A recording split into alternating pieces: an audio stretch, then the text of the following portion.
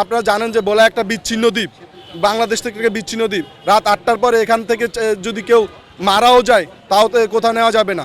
ধরেন সাধারণ একটা এক্সাম্পল দিই, আমার খালামণির হাজব্যান্ড মানে আমার খালু যখন হঠাৎ স্ট্রোক করে, ব্রেন স্ট্রোক, তো ওনাকে ইমার্জেন্সি ঢাকা নিয়ে যাওয়ার কথা বলছিল। তো তখন আমরা যখন ফেরিঘাটে আসি, কোনো ফেরি ছিল না, ওখানে আমার খালু মারা যায়। এখন পর্যন্ত ওই কষ্ট আমার মনে গেঁথে গেছিল, সে কারণে আমি এই ইয়াতে অংশগ্রহণ করছি, লং মার্চ কর্মসূচিতে। আমরা যে রাস্তা দিয়ে পায়ে হেঁটে আসছি এবং 4টা নদী সাঁতার কেটেছি, ওই রাস্তা দিয়ে যদি সেতু করে, ছোট তিনটা সেতু করলেই কিন্তু আমাদের ভোলার সাথে সড়ক যোগাযোগ স্থাপন করা সম্ভব। ভোলার 22 লক্ষ মানুষের প্রাণের দাবি, ভোলা বরিশাল সেতু সহ 5 দফার দাবি নিয়ে ভোলার চরপেশন থেকে লং মার্চ কর্মসূচি ঘোষণা দিই, লং মার্চ টু ঢাকা। সেই কর্মসূচির পরিপ্রেক্ষিতে আমরা চরপেশন থেকে পায়ে হাঁটা শুরু করি। ভোলার তেঁতুলিয়া নদী, কালাবদর নদী এবং লাহারাট নদী আমরা 7টি পার হই। 7টি পার হয়ে পায়ে হেঁটে আমরা আবার পদ্মা সেতুর কাছাকাছি আসি।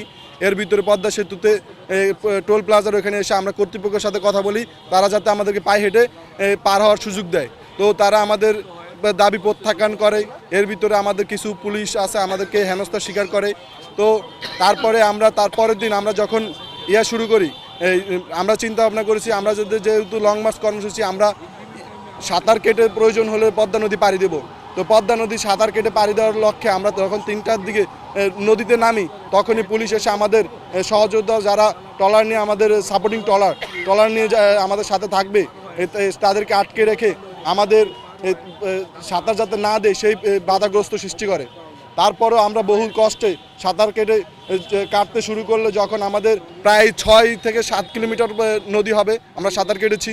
এর ভিতরে আমাদের 2 ভাই অসুস্থ হয়ে যায়, দুজনকে আমরা তাৎক্ষণিক মেডিকেলে সাঁতার কেটে আমরা এখানে প্রায় 4 দিন অবস্থান করতেছি। 4 মাস আগে শেখ মহিনুদ্দিন সেতু উপদেষ্টা ইনি ভোলাতে গিয়েছিলেন। ভোলায় তখন একটা বৃহত্তর আন্দোলন চলতেছিল। তো তখন তারা আমাদেরকে ডিসি অফিসে ডেকেছেন, একটা সেমিনারে তিনি আমাদেরকে পুরো ভোলা বরিশাল সেতুর যে প্রজেক্ট সেটা দেখিয়েছেন, ফিজিবিলিটি টেস্ট সেটাও শেষ, সেটা দেখিয়েছেন। এবং তিনি বলেছেন যে এখন শুধু ফান্ডস সার্চিং করে তারপরে তারা এই কাজটি উদ্বোধন করবেন ডিসেম্বর মাস নাগাদ। আমাদেরকে বলেছেন তোমরা ঘরে ফিরে যাও, আর কোনো আন্দোলন করার প্রয়োজন নেই, সরকারকে একটু যৌক্তিক সময় দাও, এই যৌক্তিক সময় পরেই তারা আমাদের ভোলা বরিশাল সেতুটি উদ্বোধন করবেন। কিন্তু দুঃখজনক বিষয় হলো সত্য, এখন ডিসেম্বর মাস চলে আসছে, কিন্তু তাদের পক্ষ থেকে কোনো ধরনের সেতু নিয়ে এখন কোনো ধরনের কার্যক্রম আমরা দেখছি না। যখন আমরা তাদেরকে বলি তখন তারা বলতেছে যে না, আমরা এখন সেতু করতে পারবো না। কেন করতে পারবেন না? তারা বলে যে পরিবেশের ক্ষতি হবে, নদী ভরাট হয়ে যাবে, নদী মরে যায় এই সেতু করলে, আমরা এখন এই জন্য অন্য কিছু বিকল্প চিন্তা করতেছি বলে তারা চলে যাচ্ছে।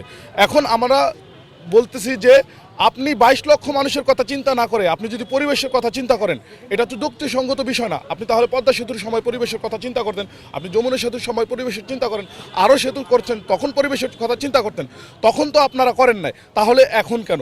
আমরা বলতে চাই যে তারা যে কমিটমেন্ট আমাদেরকে দিয়েছে সেই কমিটমেন্ট তারা রক্ষা করুক। তারা এখন যে পরিবেশের ধোঁয়া তুলছে, এটা তারা আসলে আমাদের সাথে যেই কথা তারা দিয়েছে এটা তারা ভঙ্গ করার জন্য নানান নাটক সাজাচ্ছে।